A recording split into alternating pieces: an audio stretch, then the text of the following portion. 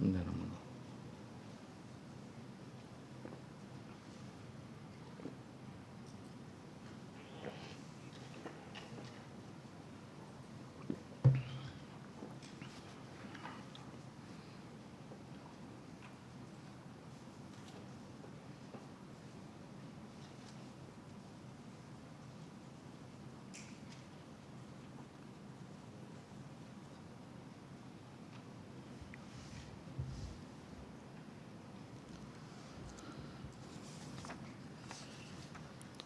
Bismillahirrahmanirrahim. Assalamualaikum warahmatullahi ta'ala wabarakatuh.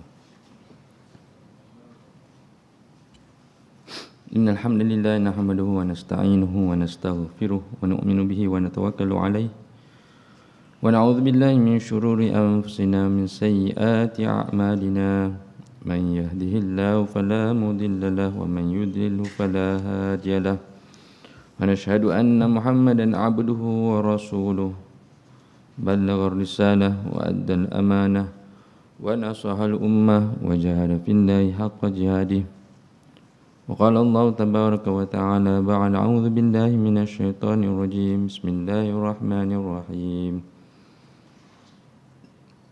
ولقد ذرأنا لجهنم كثيرا من الجن والإنس لهم قلوب لا يفقهون بها ولهم أعين لا يبصرون بها ولهم آذان لا يسمعون بها أولئك كالأنعام بل هم أضل أولئك هم الغافلون.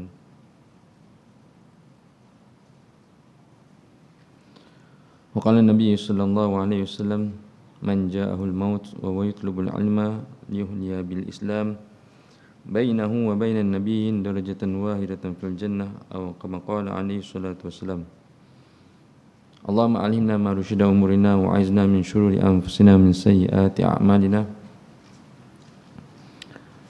رب اشرح لي صدري ويسر لي أمري واحلل عقدة من لساني يفقهوا قولي سبحانك لا علم لنا إلا ما علمتنا إنك أنت العليم الحكيم.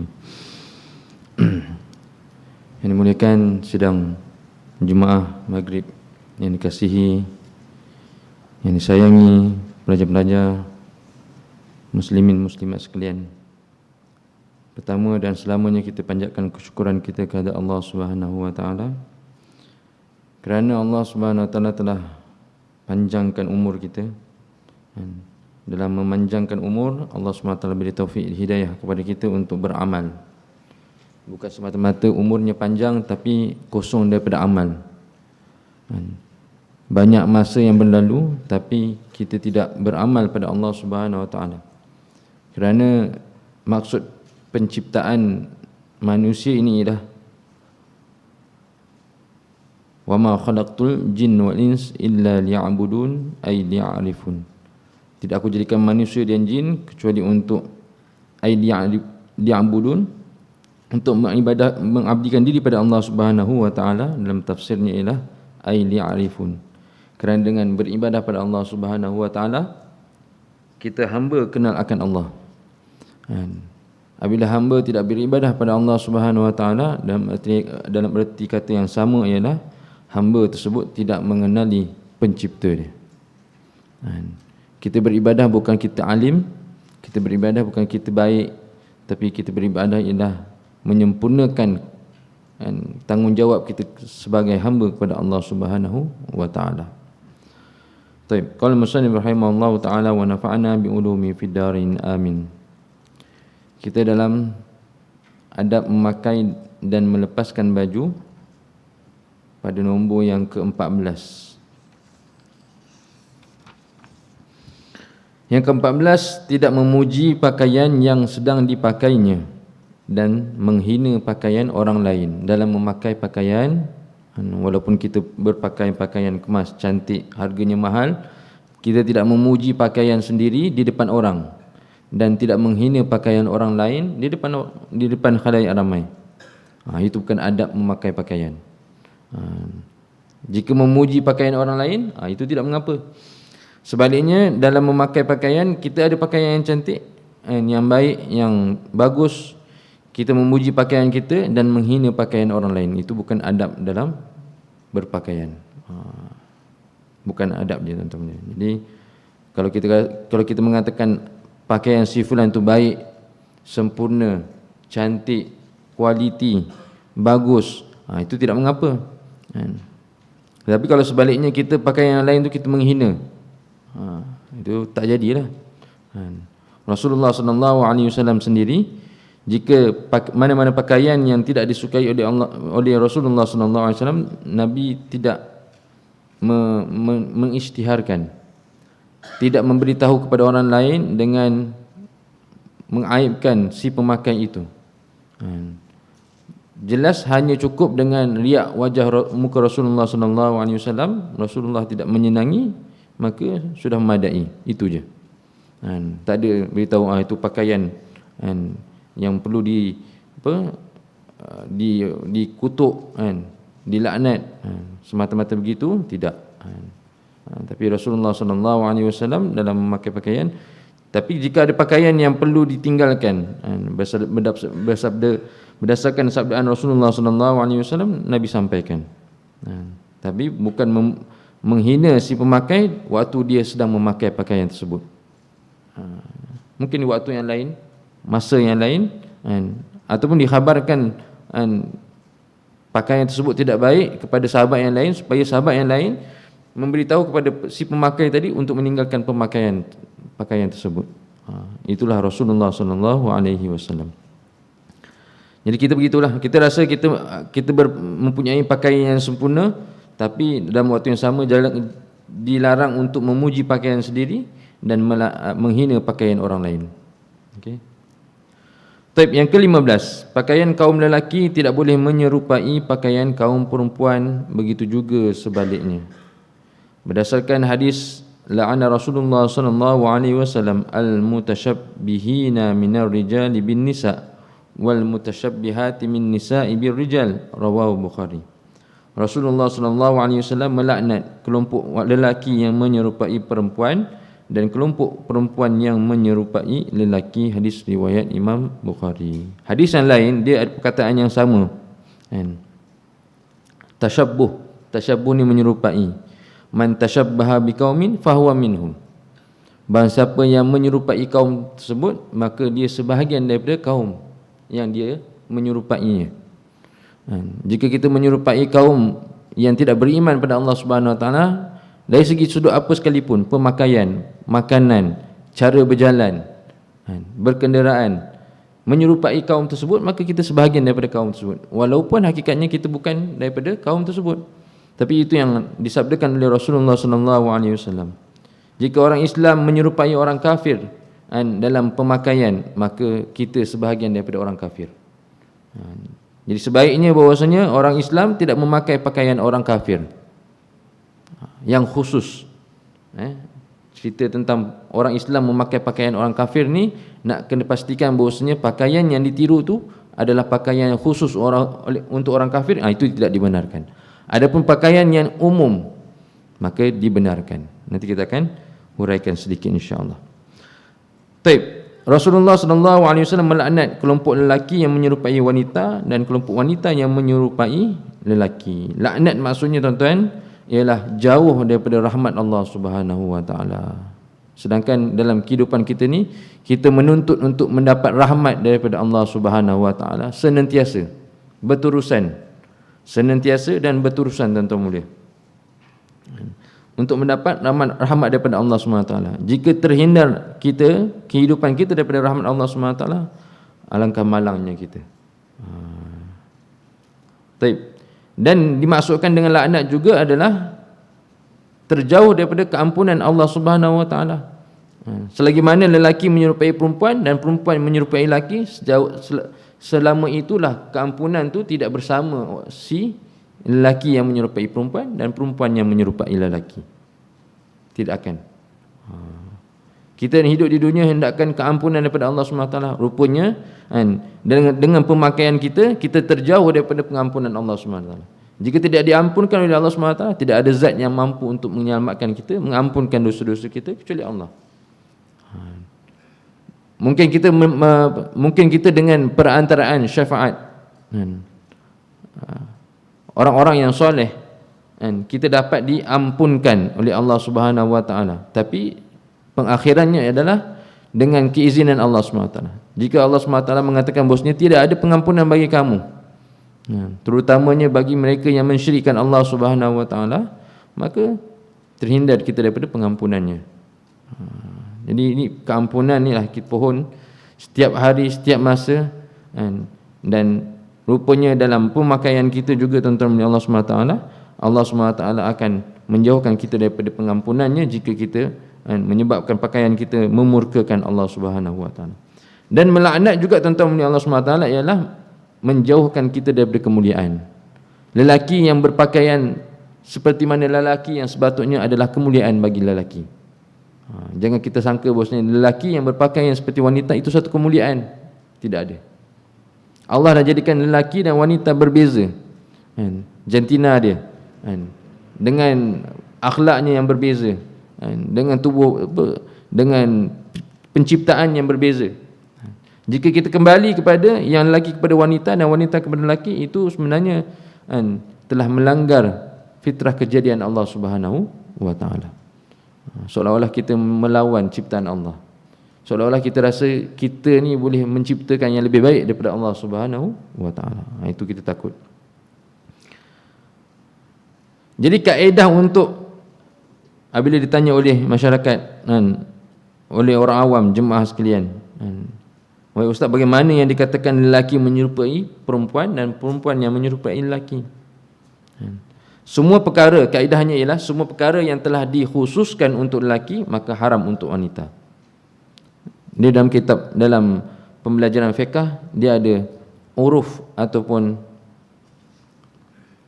perkara yang umum di khalayak ramai. Sesuatu perkara tersebut, saya pernah tengok satu soalan bahawasanya lelaki yang memakai baju kelawar, lelaki yang memakai baju kelawar, orang Malaysia je tahu baju kelawar ni. Tapi kalau orang kita pakai baju jubah yang tak ada lengan tu, kita tak kata kelawar. Macam kelawar tapi bukan. Ada siapa kata itu kelawar, baju kelawar? Tak. Kata jubah juga, insya-Allah. Tetapi lelaki yang jelas bahawasanya dia memakai pakaian wanita, iaitu kelawar, baju kelawar yang wanita guna untuk di rumah waktu nak tidur. Apakah hukumnya?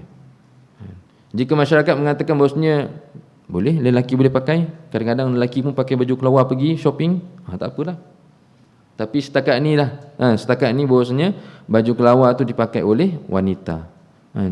Pergi ke pasar payang contoh kata, nak beli baju wanita, baju kelawar ni untuk set-set kaum lelaki. Dia kata tak betul. Kami ciptakan baju kelawar ni untuk perempuan. Kita beli banyak-banyak untuk kaum lelaki. Ni jemaah-jemaah lelaki dekat surau nak datang surau pakai baju kelawar. Tak betul. Jadi umumnya mengatakan bahawasanya baju kelawar khusus untuk wanita. Jika lelaki memakai pakaian baju kelawar, hukumnya adalah haram. Dilaknat oleh Allah Subhanahu wa taala. Walaupun semata-mata untuk buat konten lawak, ataupun tak menghiburkan, tidak dibenarkan sama sekali. Tidak dibenarkan sama sekali. Baik. Ada hadis yang diletakkan oleh Rasulullah sallallahu alaihi wasallam, inni ahabba an atazayyana li imraati kama ahabba an tazayyana li. Sesungguhnya aku suka bahwasanya berhias untuk isteriku, seperti mana menyukai bahwasanya berhias bagiku. Sesungguhnya aku suka untuk berhias untuk isteriku seperti mana wanita isteri-isteri suka berhias untuk suami. Dalam ayat Al-Quran, wa'ashiruhunna bil ma'ruf, kita bermuasyarah ataupun kita melayan isteri kita dengan cara yang ma'ruf.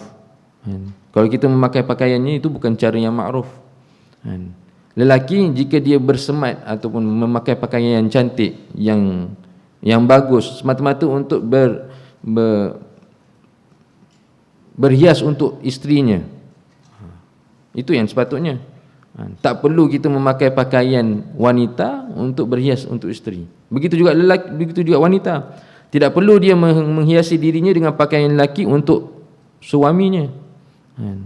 Bahkan dia wa'ashiruhun nabil ma'ruf. Dia kena bermuasyarah dengan suami, ataupun suami kena bermuasyarah dengan isteri dengan cara yang baik, ma'ruf, tanpa memakai pakaian wanita bagi lelaki dan tanpa memakai pakaian lelaki bagi wanita.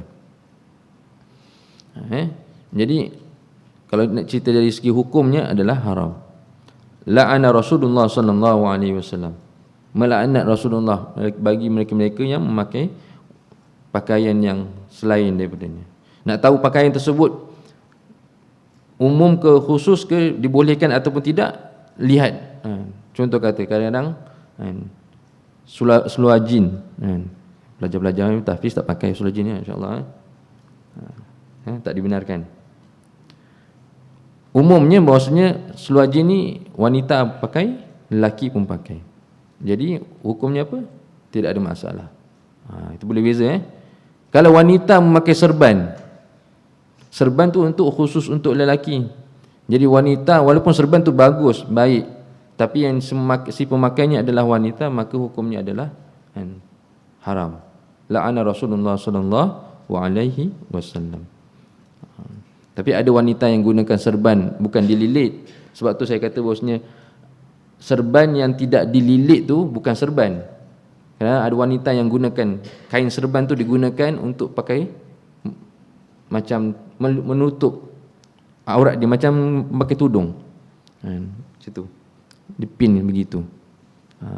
Sebab tu kalau diletakkan serban semata, kain serban di atas kepala, itu bukan yang dinamakan serban. Serban dari segi bahasanya ialah kain yang diikat, bukan diletakkan. Jadi itu kalau orang tanya macam mana ustaz serban yang imam, itu tradisi mereka, bukan serban yang dimaksudkan oleh Rasulullah sallallahu alaihi wasallam. Yang dimaksudkan serban ialah yang diikat dan dililit. Baik, jelas. Jadi wanita yang memakai serban, dia telah melakukan perkara yang mungkar, kerana khususnya serban untuk kaum lelaki. Khulasahnya tuan-tuan yang Allah SWT ada 3. Pertama, pakaian yang diguna dua jantina maka hukumnya adalah diharuskan, kerana asal pemakaian adalah harus, kerana ia boleh menutup aurat.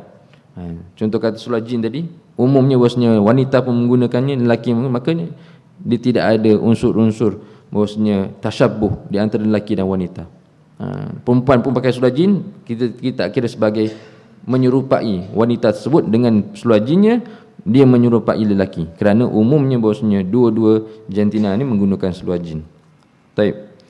Yang kedua ialah pakaian lelaki yang khusus hanya untuk lelaki, maka itulah pakaian bagi lelaki. Dan yang ketiganya ialah pakaian yang dikhususkan untuk wanita, maka itu adalah pakaian untuk wanita. Yang dikhususkan dua dan yang ketiga ni tidak boleh dicampur aduk. Kalau pakaian tersebut khusus untuk lelaki, maka wanita tidak dibenarkan memakai. Apabila yang pakai, la'ana Rasulullah sallallahu alaihi wasallam. Pakaian yang dikhususkan untuk wanita, tiba-tiba lelaki yang memakainya, tuan-tuan mulia, maka la'ana Rasulullah sallallahu alaihi wasallam. Jadi kita boleh beza. Pakaian banyak sekarang. Kita duduk dalam madrasah, kadang-kadang kita tak cam apa pakaian yang terkini. Kita pun keluar tengok, lelaki tu pakai baju tu cantik, mungkin fashion terkini, kita pun pakai. Rupanya pakaian tersebut pakaian wanita yang sedang ditiru. Kena tinggalkan. Jadi nak tahu mana yang khusus bagi wanita, mana yang khusus bagi lelaki, yang ini perlu pada jantina dia. Khusus bagi wanita, tinggalkan bagi lelaki. Khusus bagi lelaki, ditinggalkan oleh jantina perempuan. Perkara yang pakaian yang umum tak apa, tidak masalah bagi kedua-duanya. Baik.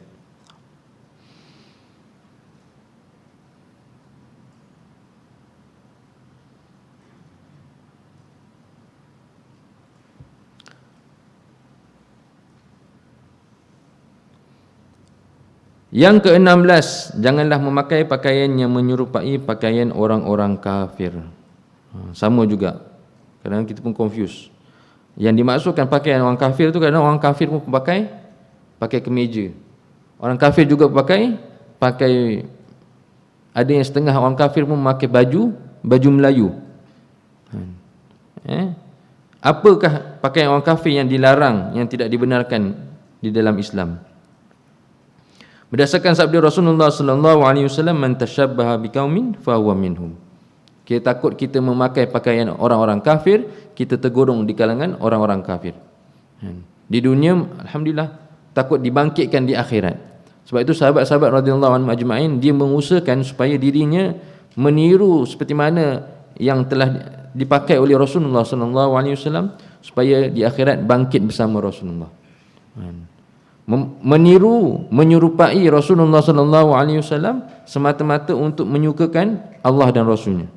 Maka Allah tidak syak lagi sahabat-sahabat yang meniru Rasulullah, dia akan bangkit bersama Rasulullah. Kita yang meniru para sahabat, maka kita akan dibangkitkan dengan para sahabat. Kita yang meniru dengan orang-orang yang soleh, maka kita akan dibangkitkan bersama dengan orang-orang yang soleh. Jelas. Jadi janganlah memakai pakaian yang menyerupai pakaian orang-orang kafir. Barang siapa yang menyerupai satu kaum, maka dia termasuk dalam golongan mereka. Hadis riwayat Imam Ahmad dan Abu Dawud. Baik.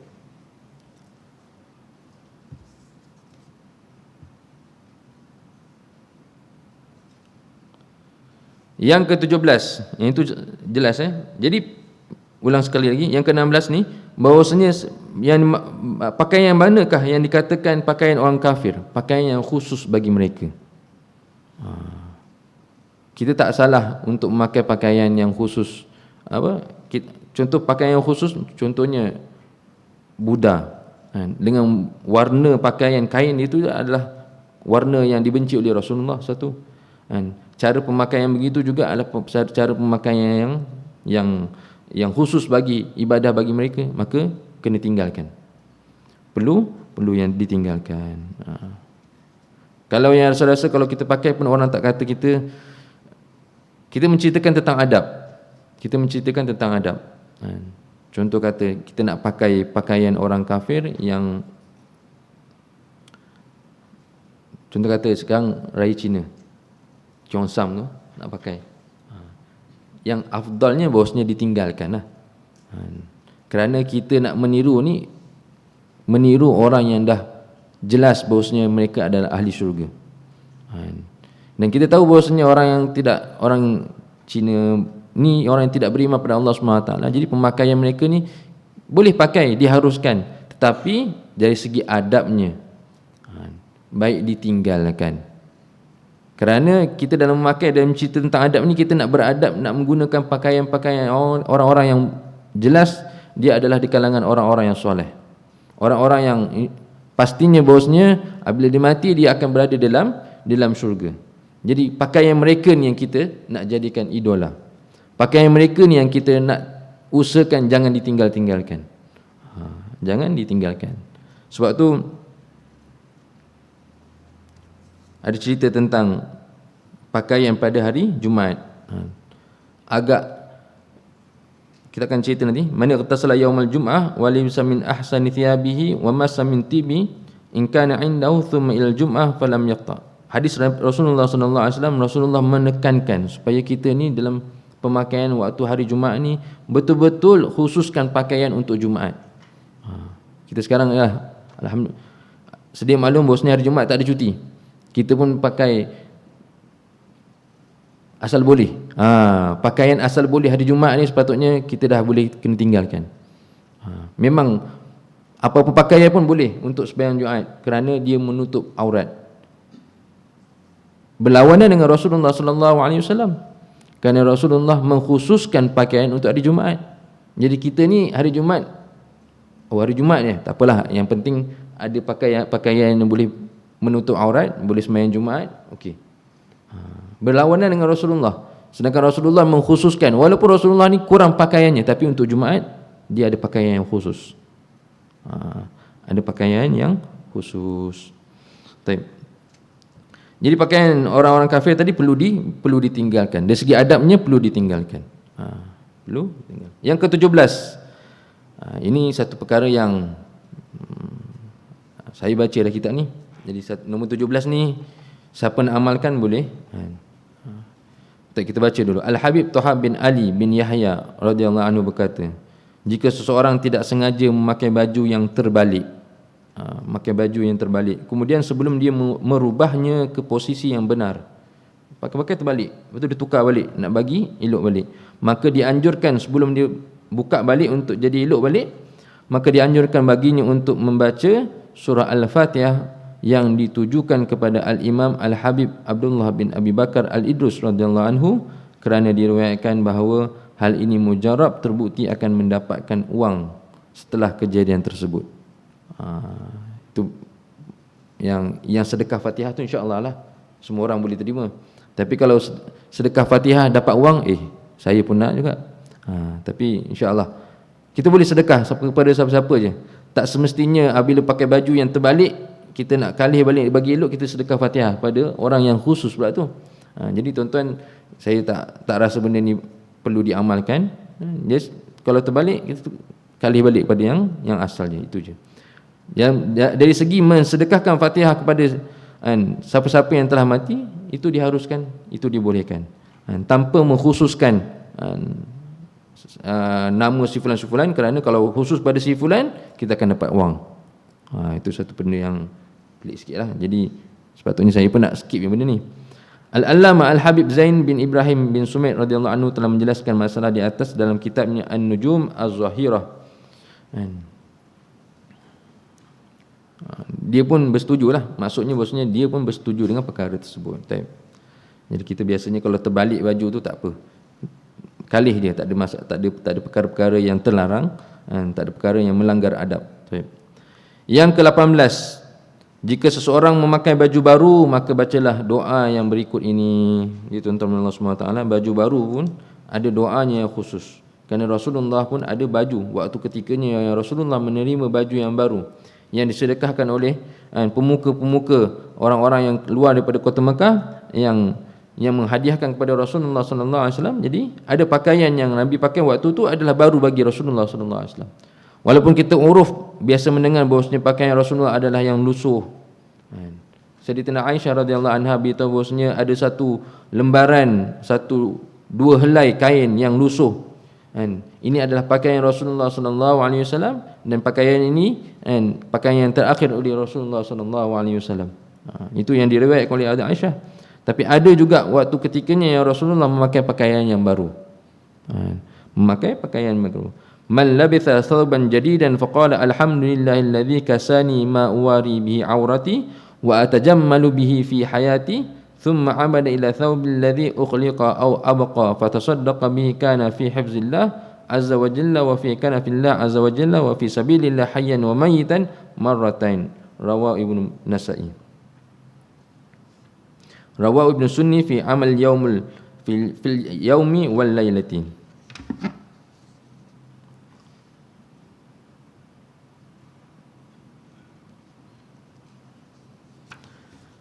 Maksudnya apa tuan-tuan dia? Jika seorang memakai baju baru, dia kena baca doa yang khusus untuk baju baru.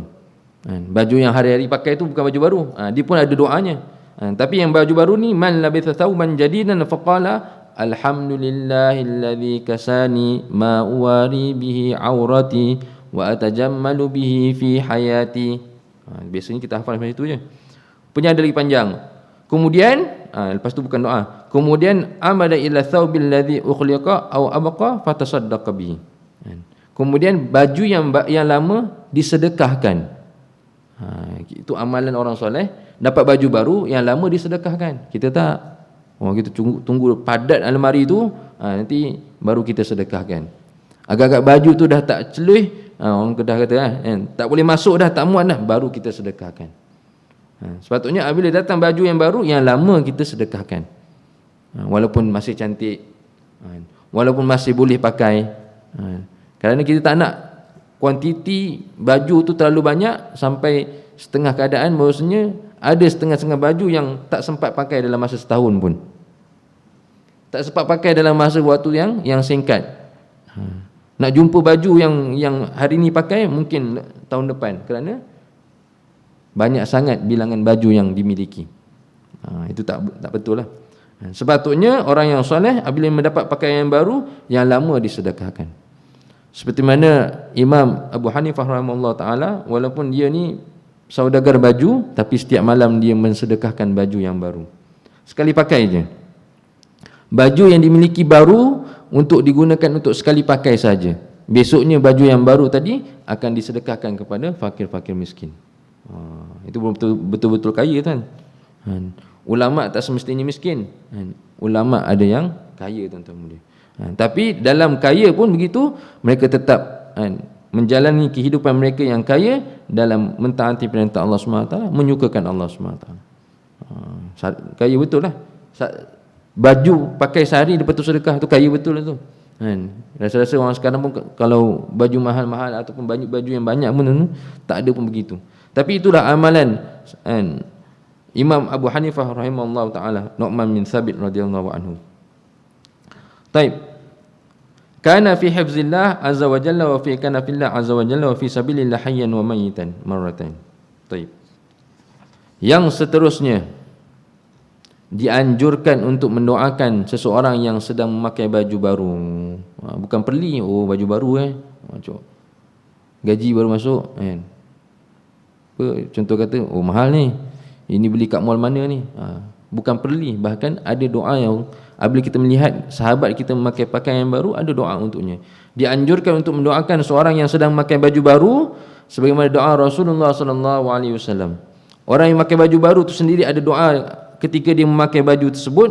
Apabila kita melihat saudara kita, sahabat kita memakai baju baru, Rasulullah SAW buat kepada Sayyidina Umar bin Khattab radhiyallahu anhu tatkala memakai baju baru, iaitu ilbas jadidan wa aish hamidan wa mutasyahidan wa yarzuquka Allah qurrata ain fid dunya wal akhirah, rawahu Abu Daud.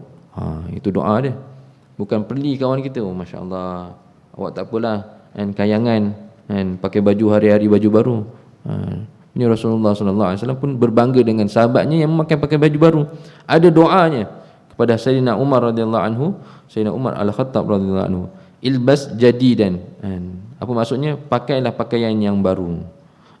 Wa'ish hamidan, hiduplah dalam keadaan terpuji. Umar radhiyallahu anhu sahabat yang terpuji. Sayyidina Umar radhiyallahu anhu, dia di kalangan nama-nama yang Rasulullah SAW doakan untuk dia masuk dalam syurga. Masuk apa? Masuk dalam Islam. Pada hari Jumaat, pada hari malam Jumaat, Rasulullah SAW doa, ya Allah, kuatkanlah Islam dengan dua Umar, Abu Lahab ataupun Umar Al-Khattab. Abu Lahab pun hebat. Rasulullah pilih doa untuk mereka berdua ni. Allah SWT kabulkan permintaan Rasulullah SAW untuk Sayyidina Umar masuk dalam Islam dan menguatkan benteng ataupun barisan-barisan jemaah Islam. Jadi kehidupan Sayyidina Umar ni terpuji, bahagia. Dan Rasulullah SAW beritahu, wamut syahidan, dan matilah dan wafatlah dalam keadaan syahid. Jelas Rasulullah, Sayyidina Umar radhiyallahu anhu adalah sahabatnya matinya syahid. Dia selalu doa untuk apa? Allahumma rzuqni syahadatan fi sabilik. Ya Allah, rezekikan kepada aku syahid di jalanmu. Waj'al mauti fi baladik Rasulillah sallallahu alaihi wasallam, dan jadikan kematianku di bumi Rasulullah sallallahu alaihi wasallam. Dua-dua dia dapat. Dia pun mati syahid dan dia dikebumikan di bumi Rasulullah sallallahu alaihi wasallam. Kerana untuk mati, minta mati pada Allah SWT, minta mati di Madinah, di kota Mekah, di Madinah adalah perkara yang terpuji. Minta mati di kota Madinah, di kota Mekah adalah permintaan yang terpuji. Dan Rasulullah SAW amat, boleh katakan, tak berapa berkenan kalau kita mohon mati dekat kampung sendiri. Sebab tu Rasulullah SAW lahir di Mekah, matinya di Madinah. Lahir di Mekah, mati di Madinah. Kita kalau boleh hari ini, contoh kata kita dilahirkan di Selayang, kalau boleh, ya Rasulullah, wahai Allah, matikan aku di tempat yang lain. Dia akan menjadi ganjaran pahala bagi kita di akhirat kelak nanti. Jauhnya tempat kita dilahirkan dengan tempat kita dikebumikan, bagi kita satu mahligai di syurga Allah Subhanahu Wa Taala yang besarnya jaraknya begitu. Bayangkan, Mekah Madinah pun dah cukup jauh dah tuan-tuan. Bayangkan mahligainya sebesar itu. 5 jam perjalanan naik bas. Kalau kita contoh kata dilahirkan di Kelantan, mati di Kuala Lumpur, dikebumikan di Kuala Lumpur, Itu perkara yang disukai oleh Rasulullah sallallahu alaihi wasallam. Rasulullah tak minat, tak berapa suka, tak berapa gemar orang Madinah mati di Madinah, orang Mekah mati di Mekah. Dia nak supaya kita berhijrah, kita umat Rasulullah yang kena mensebarkan agama Allah Subhanahu Wa Taala. Jadi kena bergerak.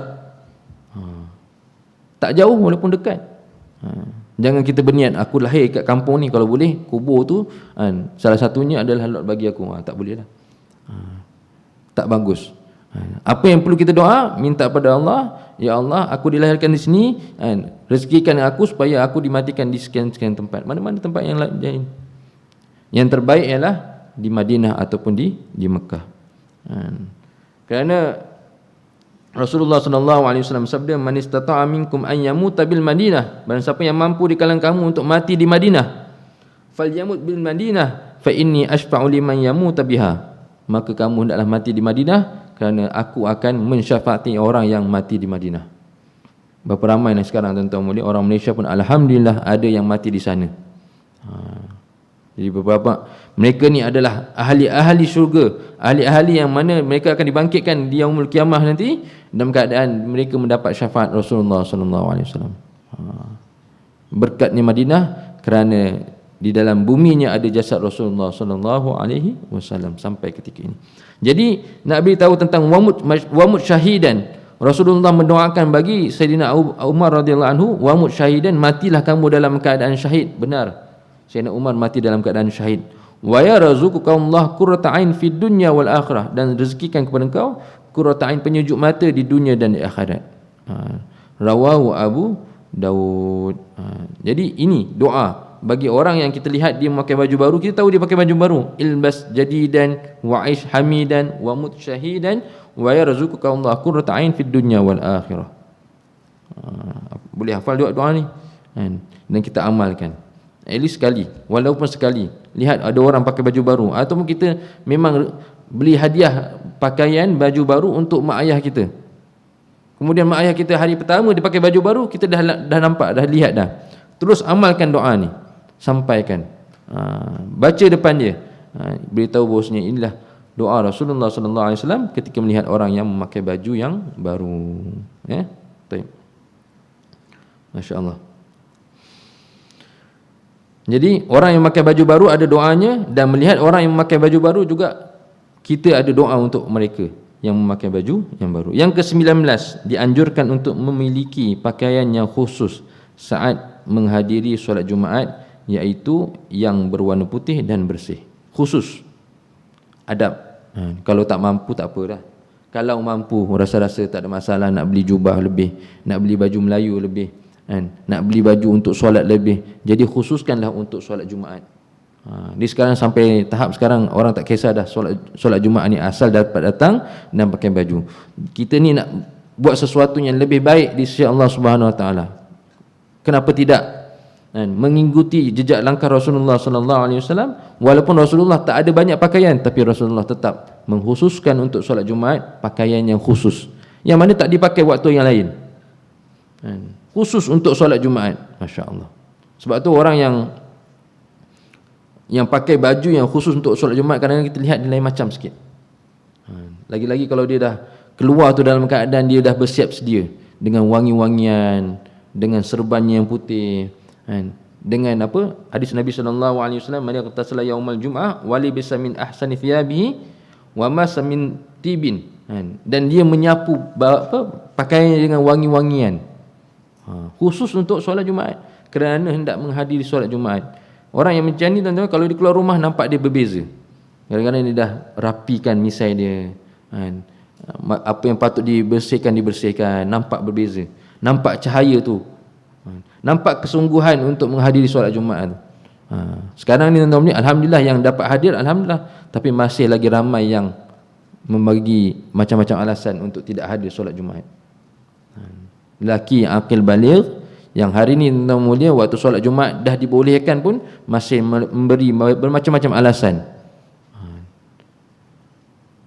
Dengan alasan kata kedai tak boleh tutup, alasan bahawasanya pekerjaan tak boleh ditinggalkan. Sedangkan Rasulullah sallallahu alaihi wasallam banyak hadis-hadis khusus hanya untuk hari Jumaat. pakai baju yang khusus untuk Jumaat, baju warna putih kan, dirapikan misai ni, potong kan, apa lagi, diminyak rambutnya tuan-tuan mulia, kemas untuk hari Jumaat. Kalau pergi solat Jumaat tu kalau boleh dengan berjalan kaki, pergi jalan lain, balik jalan lain. Kenapa Rasulullah sallallahu alaihi wasallam beritahu dalam hadis tentang perkara-perkara ni? Rasulullah memberati hari Jumaat. Rasulullah memberati hari Jumaat, menanti-nanti yaum Sayyidul Ayyam ni pada hari Jumaat, dan meraihkan hari Jumaat dengan caranya yang khusus. Kita tak boleh nak kata sama je hari Jumaat dengan hari lain. Hari Khamis saya kerja, hari Jumaat saya kerja. Tak. Seperti mana Rasulullah membezakan di antara Jumaat dengan Khamis, kita pun kena membezakan. Seperti mana Rasulullah sungguh-sungguh datang solat Jumaat di awal waktunya kan, berbanding dengan solat zuhur di hari-hari yang lain, kita pun kena buat perkara yang sama.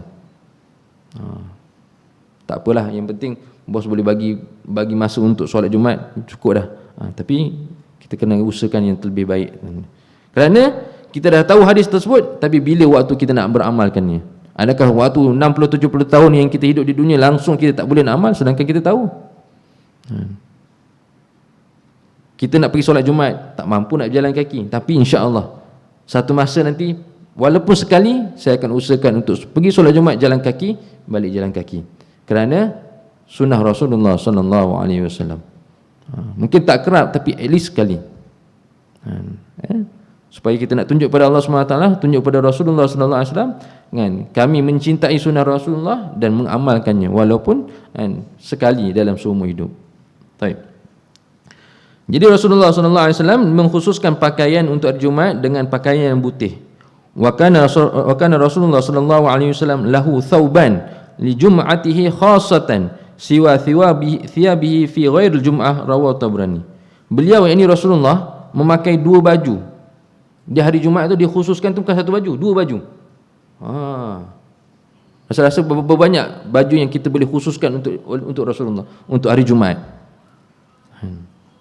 InsyaAllah masuk waktu. Rasulullah dia ada dua. Walaupun Rasulullah tidak ada banyak pakaian, tapi untuk Jumaat ada dua. Dia tak pakai baju hari Jumaat untuk hari-hari yang lain. Tidak gunakan baju untuk hari Jumaat untuk menerima tetamu, tidak. Khusus untuk solat Jumaat. Jadi kita insya-Allah kita sama-sama lepas ni beli mahal sikit tak apa, untuk semata-mata untuk digunakan untuk hari Jumaat. Beliau Rasulullah memiliki dua baju yang khusus untuk solat Jumaatnya selain bajunya yang dipakai selain daripada hari Jumaat. Hadis riwayat Imam Tabrani. InsyaAllah kita bagi laluan kepada azan insyaAllah.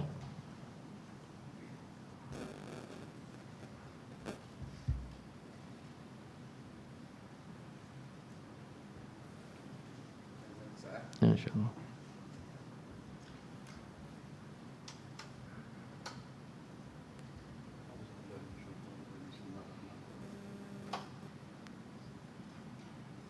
Allahu Akbar, Allahu Akbar. Allahu Akbar, Allahu Akbar. Allahu Akbar, Allahu Akbar. Asyhadu an la ilaha illallah. Asyhadu an la ilaha illallah. Asyhadu an la ilaha illallah.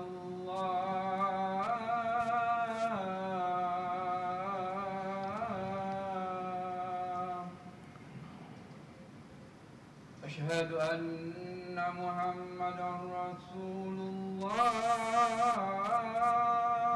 Asyhadu anna Muhammadar Rasulullah. Asyhadu anna Muhammadar Rasulullah.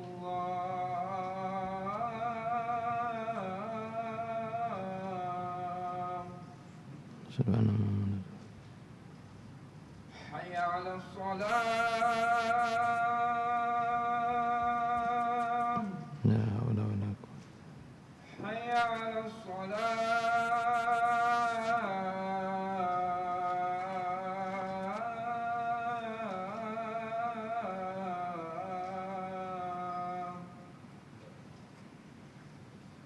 حي على الفلاح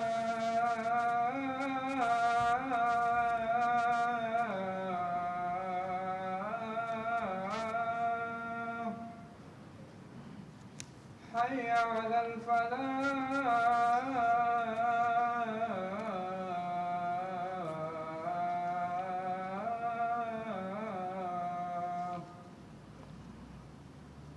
الله أكبر الله أكبر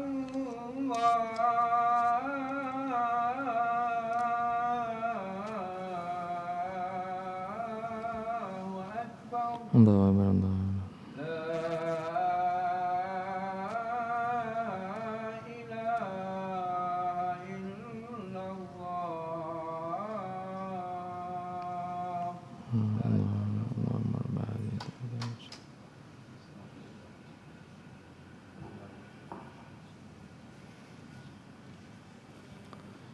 Baik. Nak sambung rasanya panjang lagi. Yang bahagian yang kedua dalam adab-adab memakai baju ialah di antara adab-adab ketika melepaskan baju dan amat penting. Ada beberapa doa yang kita selalu pakai. Ada ke kita pakai baju lepas tu tak tanggal-tanggal? Tak ada kan? Kita pakai kan. Lepas tu ada tanggal ni pun ada doa dia. Bayangkan waktu nak tanggal baju, ada doa yang pendek kan. Doa tu ya bismillahirrahmanirrahim la ilaha illahu, supaya waktu kita menanggal pakaian tadi tidak ada mata-mata yang liar melihat. Kadang-kadang kita rasa kita dalam bilik dah, tak ada orang lihat dah. Bersama kita para malaikat. Takkan kita nak buka sikit-sikit kan? Susah juga. Kita buka, biasanya buka habis juga. Jadi ada doa dia.